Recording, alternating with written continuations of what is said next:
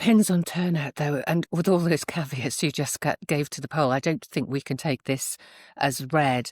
And I wonder whether it might change the minds of some of those people who are planning to vote for some of the other progressive parties. There's been a lot of discontent, for example, that the Greens chose to stand in this election, how the votes are splitting on the left.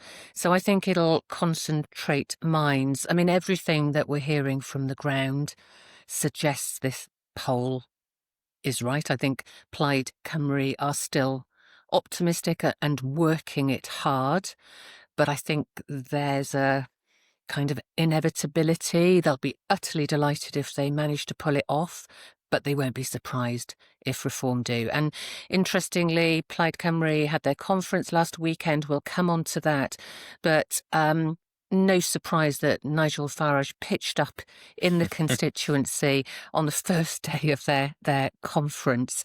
And interestingly, I don't think everything is going their way necessarily.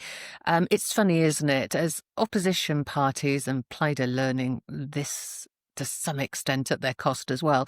But you've actually got to have policies. You've got to have something to say. You can't keep saying the same thing over and over. And Nigel Farage, in the interviews that he did at the tail end of last week, was pressed harder than I've seen him have to go through before on when are they going to have their candidates? When are they going to have their policies? Most of what they're talking about in the Caerphilly by-election, at least half of it, I would say, are sort of non-devolved issues, even though it's for the Senedd. So, when is there going to be some more meat on the bones?